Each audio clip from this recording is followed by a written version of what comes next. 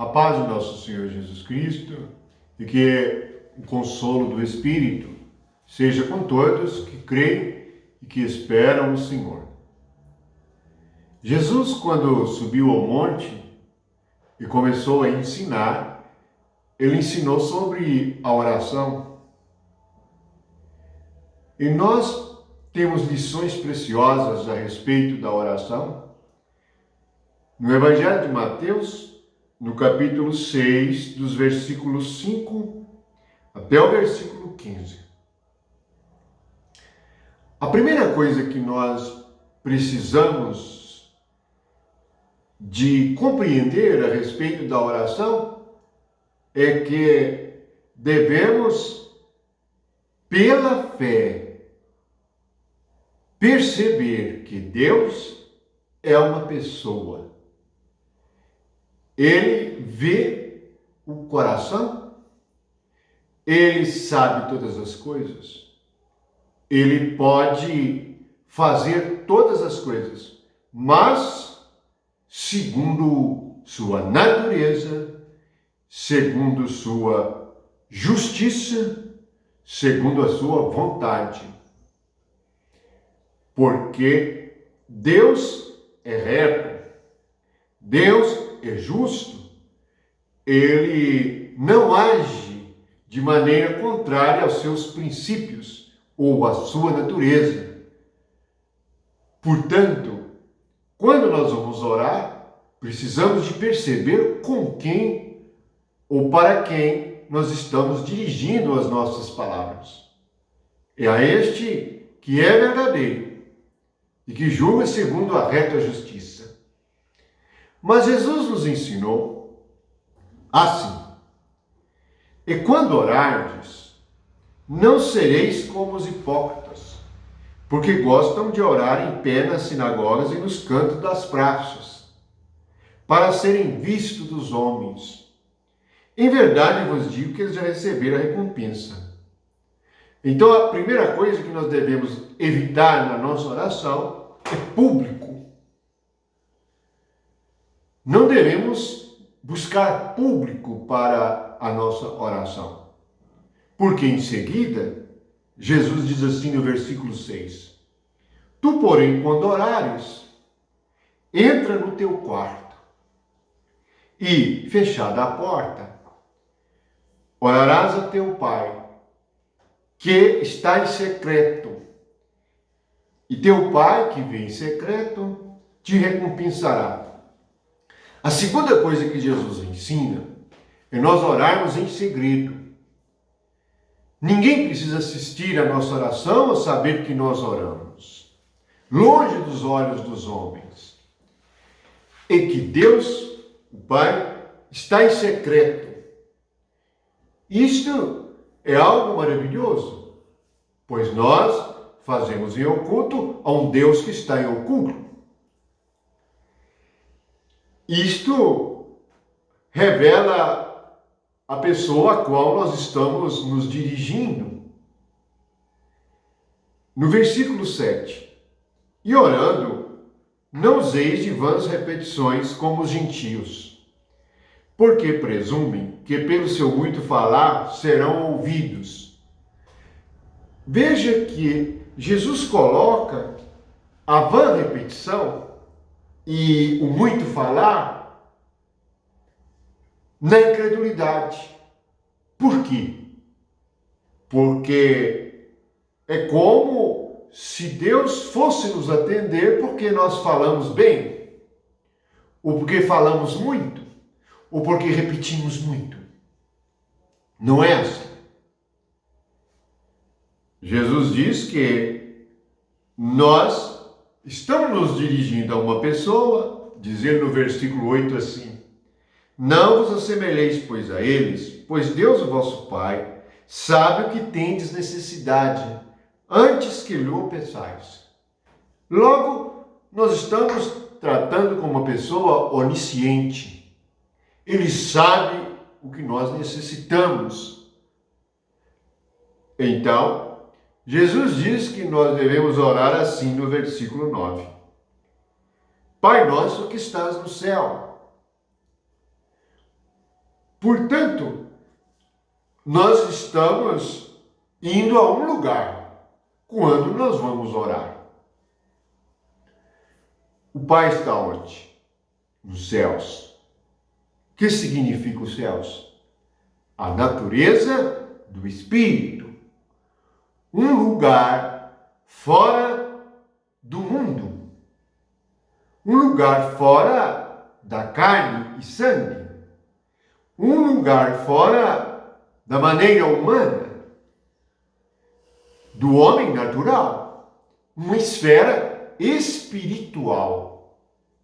Então, nós estamos dirigindo a uma pessoa num outro lugar. Um lugar espiritual chamado céus. E só podemos falar com este Pai se nós estivermos nos céus, em comunhão com Ele. Não podemos estar separados dele pelo pecado. Temos que ter comunhão como filhos. Por isso, nós vamos perceber que no versículo 14 e 15, ele fala do perdão.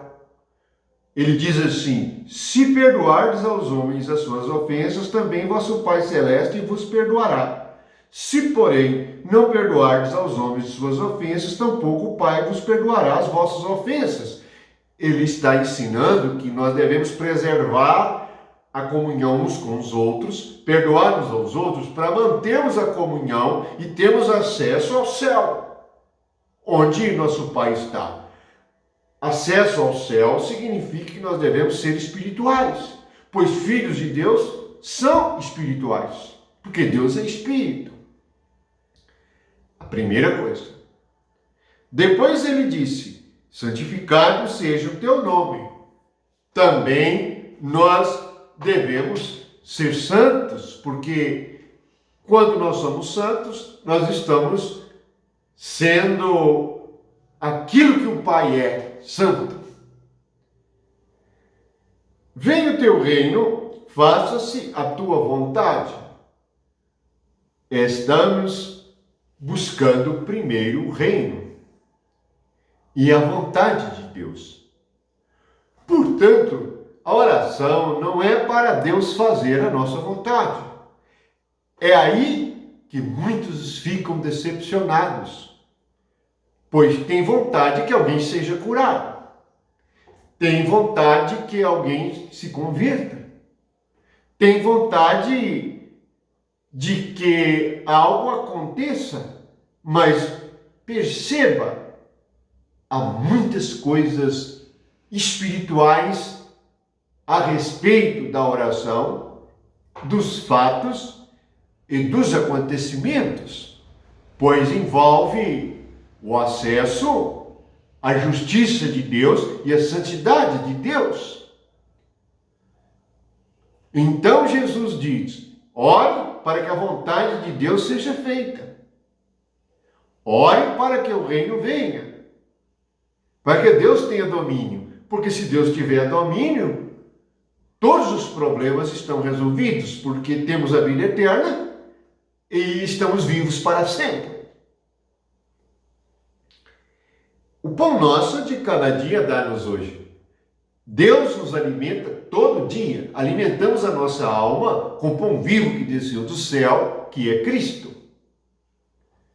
Então nós crescemos e nos tornamos filhos maduros. E como está escrito em Efésios, nós podemos chegar à estatura de Cristo. Isto é maravilhoso, por meio de comer Cristo, alimentar-nos da palavra. Perdoa as nossas dívidas ou nossos pecados, assim como nós temos perdoado aos nossos devedores. Veja que nesta questão, quando nós oramos, devemos lembrar se nós fizemos alguma dívida. O que é fazer uma dívida? É desobedecer a Deus e não amar o próximo. São pecados contra o próximo. Erramos contra o próximo, então nós criamos uma dívida. O pecado é como uma dívida. Não nos deixes cair em tentação, mas livra-nos do mal. Cair é sair dos céus.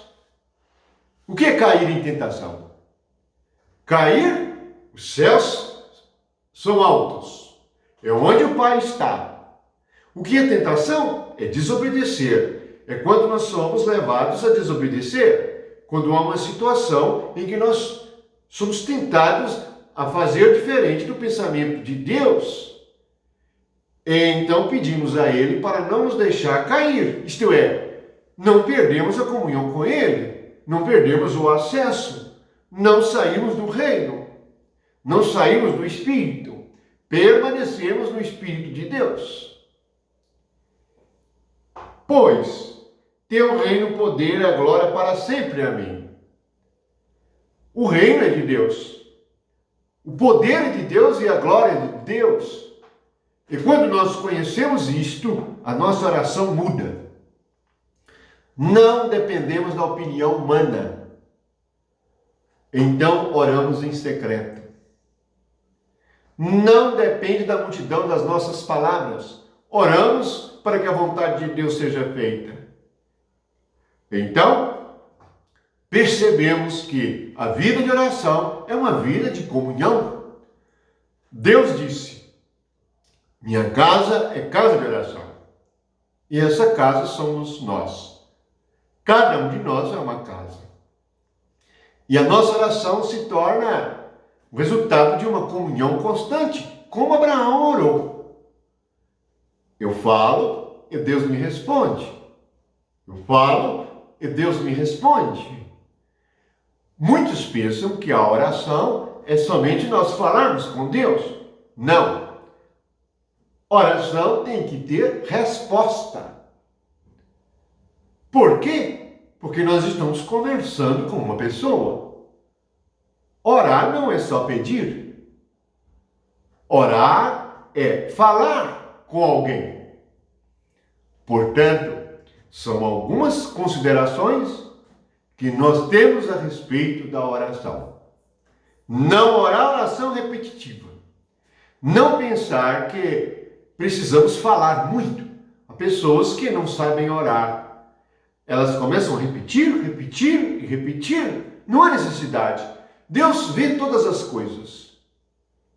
Deus sabe passado, presente e futuro.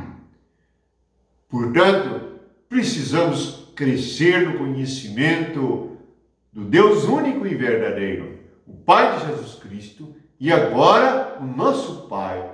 Então teremos uma vida de oração frutífera.